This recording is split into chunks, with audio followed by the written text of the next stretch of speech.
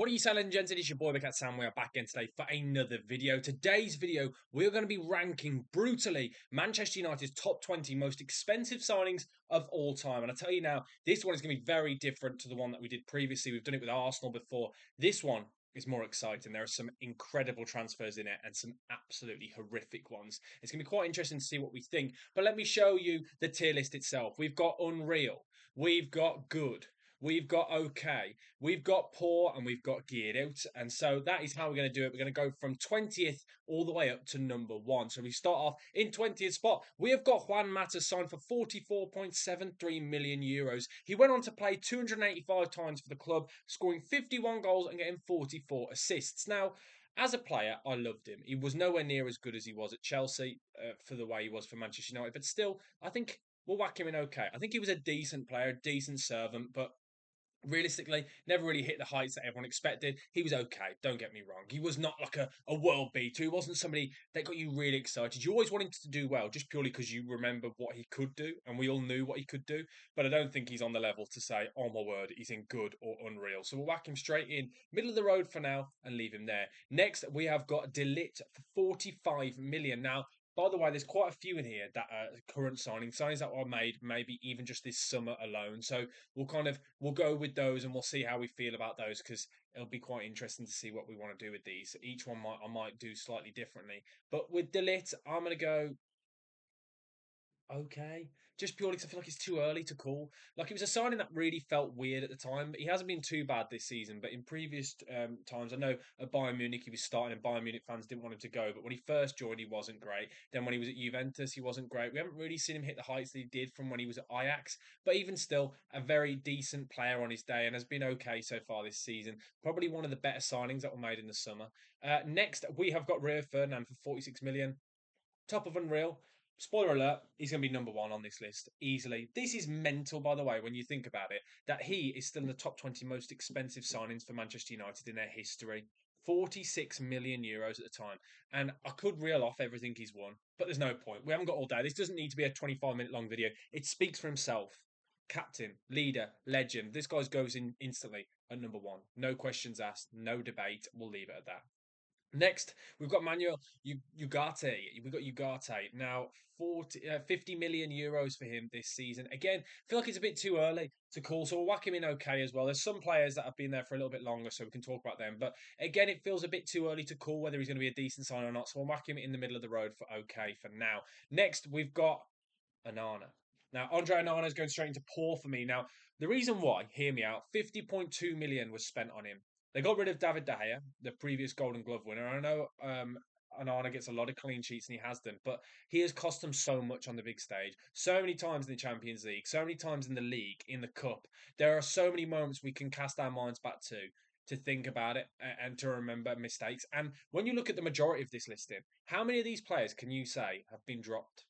Well, Anana has been because of his poor form. So he's got to go straight into poor. I don't think he's on the get out level yet because he's got a little bit of credit in the bank because he has played okay at times. That's the problem. I think that's the biggest annoying part with Anana. 1 minute he plays well, he goes on a bit of form and then he drops off a cliff. It's really all over the place. Someone said it recently on Twitter. And I thought it was a perfect example. He's either a 10 out of 10 or he's a 1 out of 10. There's never in between. There's always a mistake or he's incredible. And that's the problem. And we saw how good he was for Inter Milan on that crazy Champions League run when they got to the final against Manchester City. He was incredible. So we all know there is a player there, but he just obviously can't cope with the pressure. Next, we have got Aaron Wan-Bissaka. Now, this is a very weird one. Now, don't get me wrong. I'm going to whack in straight to poor. Now, hear me out on this one, because some people will say it's a bit harshly treated. He was never a Manchester United player. It never, for me, made sense at all that they were signing a right back who can't attack for Manchester United. Yes, I know he's playing well now for West Ham, and people are saying maybe he's exactly what they needed. He was never good enough for Manchester United. It was a very weird signing, and I think a lot of these signings here on this list, where we'll look at and go, what was the thought process? What was going through their head? Who was the scout that said that's what we need? Because it was never a Manchester United signing. Everyone knew that from the get go, and that's why I think it was a really weird one. So whack him in poor. He wasn't get out, like he didn't need to desperately get out of the club, but he wasn't good enough. So for me, he's got to go in just at that level. I don't think he's too bad, but I just don't think he's good either. That's the thing. It was just a really weird mix, wasn't it? It never really made sense. Next, got Lisandro Martinez. I'm going to whack into poor. Above Onana, but below Aaron Wan-Bissaka. Now, for me, this is a really weird one. Lissandro Martinez, I never made sense of it as a signing. It was an Eric Ten Hag signing. It didn't really make sense. We questioned his physicality, we questioned his ability, and he's always injured. I don't get it. As a signing, I don't understand it, and I don't understand the level and the pedigree that some people seem to believe and the ability that some people believe that this guy has. I'm not convinced by him, so I'm going to whack him straight into poor. Maybe people will claim that's an agenda. I'm just not convinced by him. I've still not been convinced by him. I'm yet to see him really have some great games. I can't think of anything. And there aren't many players that have been signed in the past few years that will be high on this list purely down to the fact that look at the performances. People can say as an individual they might be okay, but look where they are in the league. If he's that good, Lissandro Martinez is that good on that level, he shouldn't be there. And before we move on to the next one, we'll take a sip of my coffee whilst you quickly like and subscribe. Thank you for doing that. Much appreciated. We're trying to get to 15,000 subscribers, and I appreciate if you comment down below your thoughts on each player and comment down below which club you'd like me to do next for this. Next, we have got Fred. Now, I cannot believe I forgot this man existed. 59 million euros in to get out, and some people might say that's really harsh, but it didn't work out. Nearly 60 million euros on a centre midfielder who couldn't break into the side. He wasn't good enough. It never made sense. Yes, we saw him have some good performances in European nights, but realistically, overall, he had to leave. He was never good enough, was he? He was a bit of a workhorse who everyone kind of wanted to do well. Everyone had a bit of a soft spot because it became a bit of a meme. He was a bit of a scapegoat, but he was never good enough. So he's got to go straight into get out. It's mental 59 million euros when you look back at it now. Next, we have got Anthony Martial. Now, this is a very interesting one. 60 million euros was spent on him.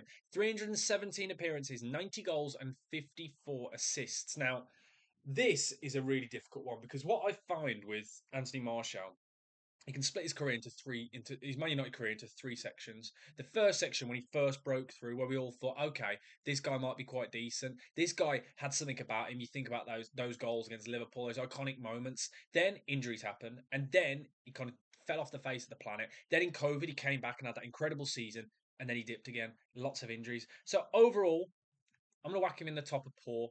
He probably could be put in okay, but realistically, that amount of injuries and that amount of money spent for that return is probably not enough. Realistically, he's not even getting a goal 1 in 3, which it's not good enough, is it? If you're spending 60 million euros on a striker, is it? Next, got Lenny Yoro. Another player I'm not convinced by, but we'll whack him in okay for now because I feel like it's too early to write him off. But I'm not convinced by him. I feel like he really looks like he's struggling with the physicality of the league. And yes, I know he's a kid still, but this guy had got a lot of pedigree across Europe. With the likes of Real Madrid were interested and supposedly wanted to buy him. So if Real Madrid are interested in you, you've got to be a decent player. So this is where I'm a bit like, how good is he? But we'll leave him in okay for now because it's probably too harsh and too early to whack him in poor and get out. Next, though, we have got in number 10, we have got Mason Mount. Did you hear me? Mason Mount.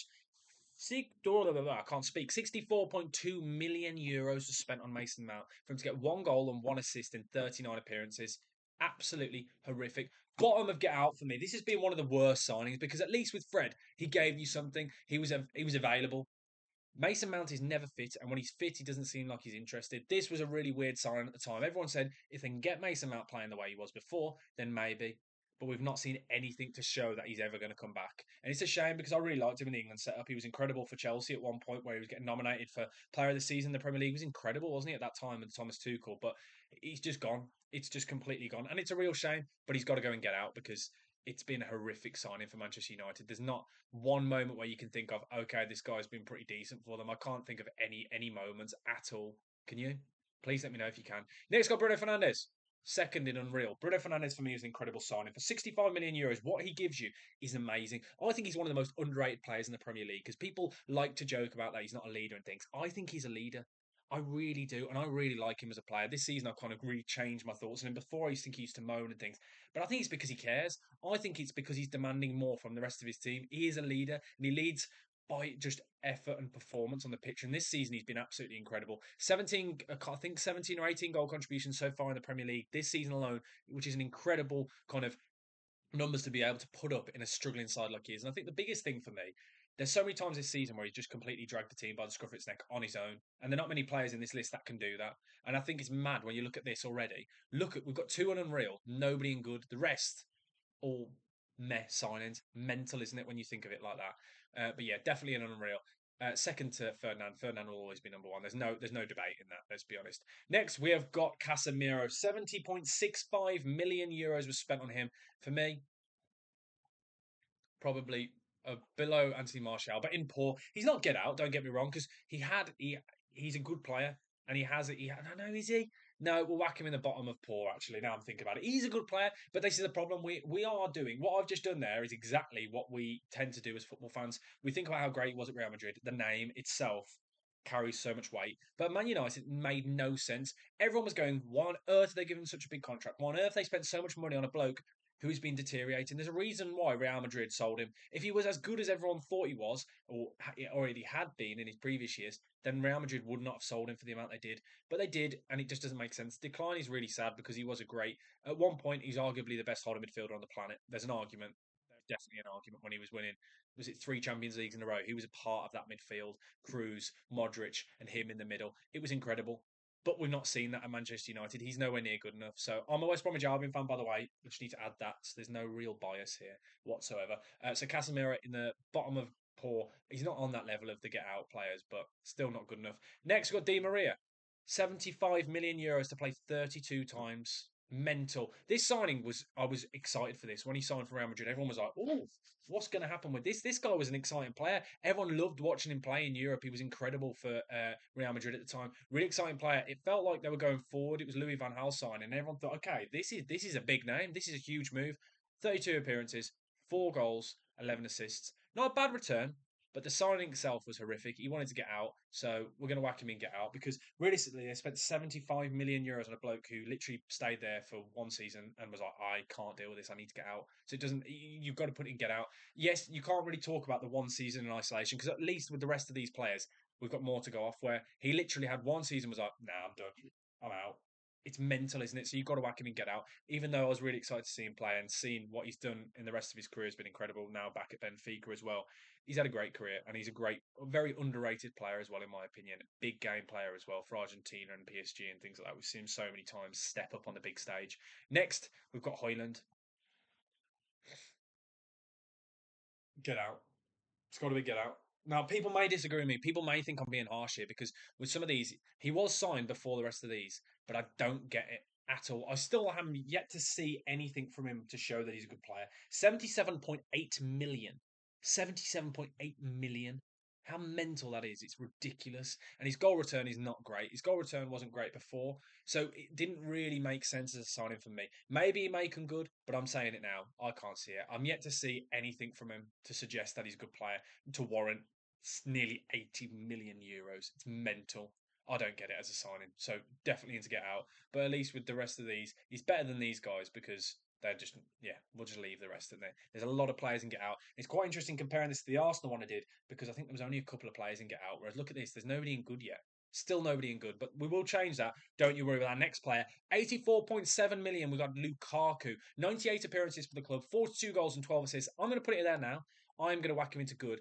I think this guy was a scapegoat. He became a meme and everyone ran with it when he was nowhere near as bad as everyone suggested. 42 goals and 12 assists in 98 games is a very good return. He's literally not far off goals. What he's pretty much nearly at a goal every 2 games, just over that. That's not bad at all. That's a really good rate because everyone now we look at numbers and we think of Haaland's numbers. No one in the Premier League has ever done that other than him and Salah. So we need to move that away. 1 in 2 goals is a pretty decent. That's about 20 goals a season. That's a very good striker. I think he was decent for them, and it just became a meme. And everything that was toxic about Man United kind of got summed up with him. The way the pressure came onto him, everyone joked about his touching things when he was scoring for them.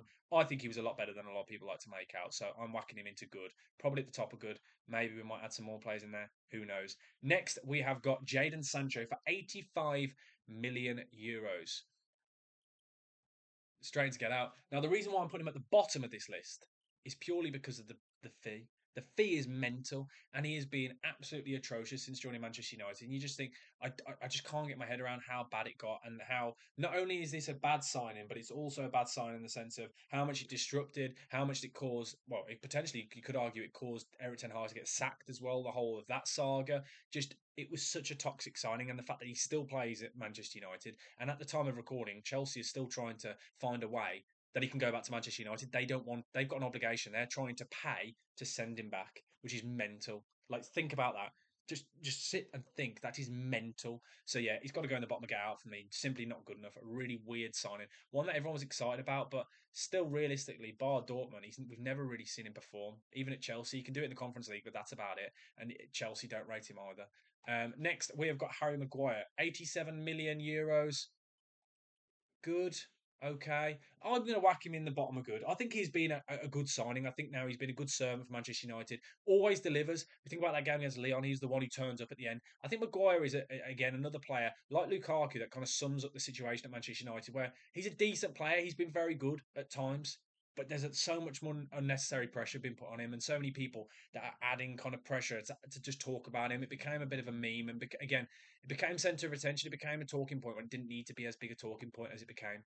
Do you get my logic? It's not good enough.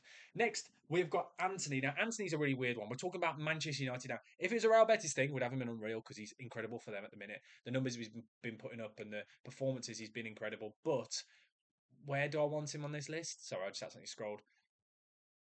It's got to be poor, hasn't it?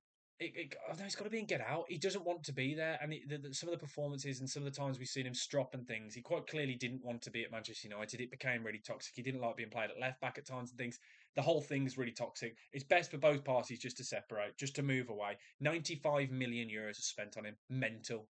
It's absolutely ridiculous. So I'm going to whack him in and Get Out, just purely because we're talking about Man United now. And I still can't see how it can come good. That ego is not good for that dressing room. So then finally, we have got Paul Pogba at a whopping 105 million euros at the time was the record fee for any player in the world. I'm going to whack him into good. I think, again, another player who was used as a bit of a scapegoat. We talk about people like Graham Souness, people like that, where the pressure kind of mounted. Everyone was talking about him all the time, and he became a bit of a scapegoat because he was the biggest name in the dressing room. When you look at it as a whole, I think he was pretty decent there. Again, I just think it just didn't work out. There's so many of these players where you look at them and you think, right player, wrong time. I think that with Harry Maguire, Paul Pogba, Lukaku. You feel for them because it just didn't make sense at the time, and you feel like they got put under so much unnecessary pressure, and so many people eyes were added onto them. But overall, I still think they were very good. But there you go. That is me brutally ranking every single Manchester United signing, the top 20 signings they've ever made. Let me know your thoughts down in the comment section below. Hopefully, you've enjoyed this video. If you have, please do smash the like button and please do subscribe. It'll be greatly appreciated. I'm trying to get to 15,000 subscribers by the end of this calendar year. It's probably unrealistic, but I can only do it if you guys help. So thank you guys for watching, and I will see you very soon for another video. And as I said, comment down below which other club you'd like me to rank and do this for. Thank you. Goodbye.